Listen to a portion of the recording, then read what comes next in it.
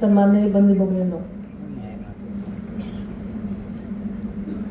आजचा हा आपल्या सर्वांसाठी अत्यंत आनंदाचा क्षण आहे, अभिमानाचा क्षण आहे आणि रोहा शहराच्या भविष्यासाठी एक नवीन सुरुवात करणार आहे।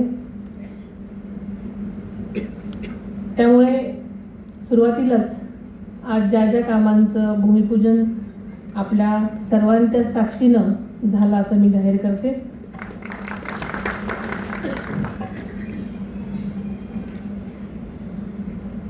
आपल्या सर्वांचे आराध्य दैवत छत्रपती शिवाजी महाराज, स्वराज्य रक्षक संभाजी महाराज, स्वराज्य जननी जिजामाई, तसेच क्रांतिज्योती ज्योतिराव फुले, क्रांतिसूर्य ज्योतिराव फुले, क्रांतिज्योती सावित्रीबाई फुले, राज्यघटनेचे शिल्पकार बाबासाहेब आंबेडकर, तसेच सर्वच महामानवांना मी वंदन करते। आदरणीय अजितदादांना आदरांजली वाहते। आज रोह्यामध्ये येण्याच्या पूर्वी तटकरे साहेबांनी मला या कार्यक्रमासाठी बोलवलं। त्यांचाही जेव्हा फोन आला तेव्हा ते म्हणाले की वहिनी, आजपर्यंत आम्ही अजितदादांशिवाय एकही कार्यक्रम केला नाही आणि तुम्हाला यायला लागली, आणि असंही मी येणारच होते, पण यापुढेही हा प्रघात, हा पायंडा असाच पुढे चालू राहील अशी मी सुरुवातीलाच सर्वच रायगडवासियांना, रोह्यावासियांना मी खात्री देते। आपल्याला माहिती आहे की रायगड म्हणजे केवळ एक जिल्हा नाही, तर रायगड म्हणजे कोकणच शिवाजी महाराजांचा राज्याभिषेक झालेली पवित्र भूमी आहे। स्वराज्याला राजा देणारी ही भूमी आहे।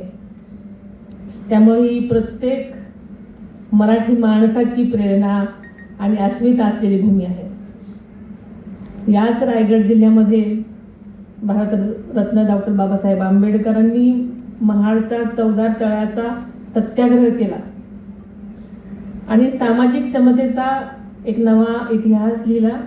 यंदा त्या सत्याग्रहाचे शताब्दी वर्ष हे आपल्या सगळ्यांना माहिती आहे, कारण हे आपण विसरून चालणार नाही। कारण समता, स्वाभिमान आणि सामाजिक न्यायाचा संदेश देणाऱ्या या महामानवाला मी मनापासून विनम्र अभिवादन करते।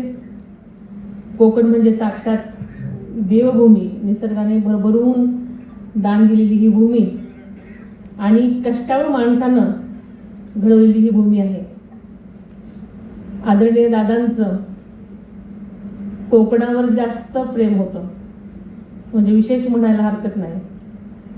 कोकणातला माणूस हा साधा आहे, प्रामाणिक आहे, मेहनती आहे आणि म्हणूनच कोकणचा विकास हा महाराष्ट्राच्या विकासाचा कडा आहे।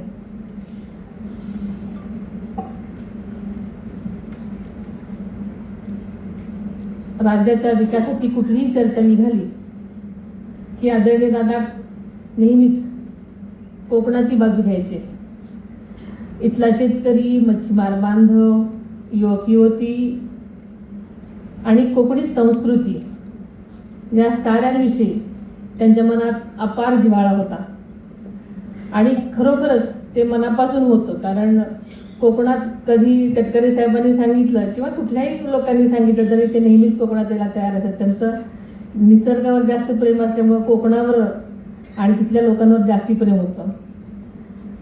मी हे का सांगते, कारण मी त्यांची सहकार्याने असल्यामुळे त्यांचं सगळं गोष्टी मला जास्ती माहिती आहे। कारण कोकणात सहलीला जरी यायचं म्हटलं किंवा कुठल्याही सिंधुदुर्गामध्ये यायचं असेल, रायगडमध्ये यायचं असेल, कुठल्याही ठिकाणी यायचं असेल तर त्यांचा पहिला प्रेफरन्स कोकण असायचा।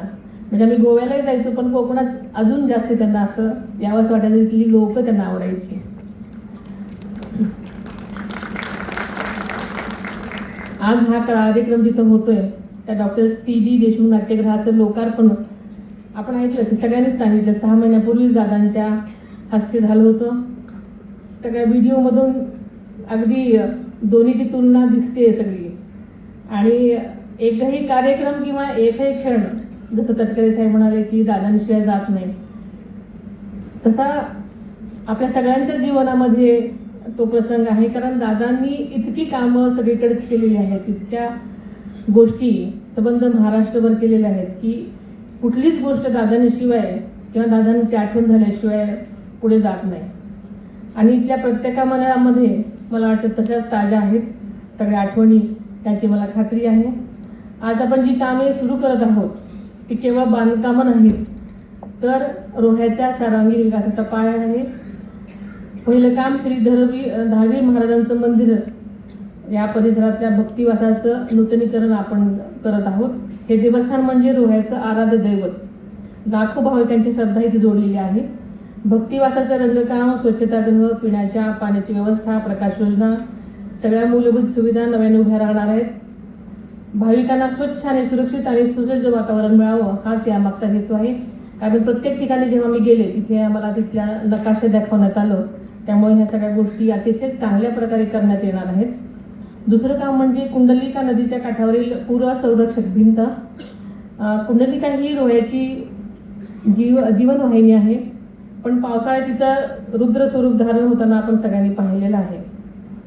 आणि म्हणूनच नागरी वस्त्यांना धोका निर्माण होतो, जीवनामध्ये खूपच अडचण होते. या भिंतीमुळे वस्त्या सुरक्षित राहतील, जमिनीची धूप थांबेल आणि नदीकाठही स्वच्छ राहील.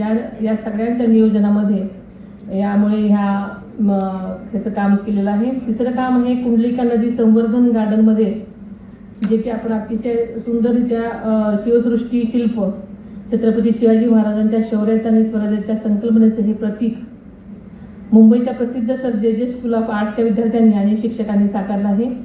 हे केवळ शिल्प नाही, येणाऱ्या पिढ्यांसाठी एक प्रेरणास्थान असणार आहे. आणि चौथं काम म्हणजे खाऊ गल्ली. कोकणची खाद्य संस्कृती ही कोकणची स्वतंत्र ओळख आहे. सोलकढी, उकडीचे मोदक, नारळ तांदळाचे पदार्थ, मासळीचे पदार्थ, तसेच आंबा आणि फणसाचे विविध, अलीकडे नवीनच वेफर्स वगैरे निघालेले आहेत, त्यांच्या पापड्या निघालेल्या आहेत. त्या सगळी अस्सल कोकणी चव आता पर्यटकांना मिळणार आहे आणि चाखायला मिळणार आहे. या माध्यमातून स्थानिक तरुणांना, माता भगिनींना, बचत गटांच्या आपल्या महिला भगिनींना अतिशय चांगला रोजगार मिळणार आहे आणि त्यामुळे स्थानिक अर्थव्यवस्थेला नक्कीच बळ मिळणार आहे. स्वर्गीय दत्ताजीराव तटकरे ब्लड बँकेचे आधुनिकीकरण करण्याचा देखील शुभारंभ आज आपण केला आणि ही ब्लड बँक अशी एक स्वतंत्र महाराष्ट्रातील पहिलीच ब्लड बँक आहे. याचं नक्कीच आपल्या सर्वांना कौतुक आहे. विकास म्हणजे फक्त सिमेंटच्या इमारती किंवा रुंद रस्ते एवढाच नाही, तर सामान्य माणसाच्या जगण्यामध्ये कसा फरक पडेल हा आहे. श्रद्धा, संस्कृती, पर्यावरण, पर्यटन आणि रोजगार या सर्वांचाच समतोल साधणारा विकास घडवणं हीच आमची भूमिका आहे. आणि याच भूमिकेतून ही आजची सर्व कामं सुरू आहेत. या कामांसाठी सातत्याने पाठपुरावा करणारे खासदार आपले सुनीलजी तटकरे साहेब, मंत्रिमंडळातील माझी सहकारी आणि इथली लोकप्रतिनिधी आमची आदिती, रोहा अष्टमी नगरपालिकेचे नगराध्यक्षाच आणि सर्व त्यांचे सहकारी, अधिकारी आणि कर्मचारी, या सर्वांचं मी मनापासून अभिनंदन करते. या निमित्ताने आदिती खरं तर माझी मुलगी म्हणूनच रोहा आणि रायगड जिल्ह्यावर माझं पहिलं लक्ष असेल ही मी ग्वाही देते. कारण आदिती किंवा तटकरे साहेब दादानंतर वहिनींचं रक्ष असेल की नाही असं सगळं वाटतंय, पण मी एक जबाबदार महाराष्ट्राची उपमुख्यमंत्री म्हणून आणि कोकणावर माझंही प्रेम असल्यामुळे, कारण माझं आजपर्यंत तुम्हाला प्रेम दिसलेलंच नाही, आणि आदिती आणि तटकरे साहेबांचे आमचे अनेक वर्षाचे स्नेहसंबंध असल्यामुळे नक्कीच या विभागावर दादांनी इतकंच माझंही लक्ष राहील असं तुमच्या सर्वांच्या साक्षीने मी सांगते. छत्रपती शिवरायांची प्रेरणा आणि डॉक्टर बाबासाहेब आंबेडकरांच्या समतेचा विचार आणि कोकणच्या आपल्या सर्व कष्टाळू माणसांची ताकद या तिन्ही गोष्टी आपल्यापाशी आहेत आणि याच बळावर रोहाष्टमीचा विकास आपण सर्वांनी मिळून अधिक वेगाने घडवूया. मी नक्कीच ज्या ज्या गोष्टींची गरज आहे तिथे मी असेल अशी खात्री मी आपल्याला देते. आपण सर्वांनी मला या कार्यक्रमासाठी बोलवणं अतिशय मनोभावे आदरणीय दादांसारखाच एकही गोष्ट कमी न पडेल याची दक्षता घेत त्याच पद्धतीनं माझं स्वागत केलं.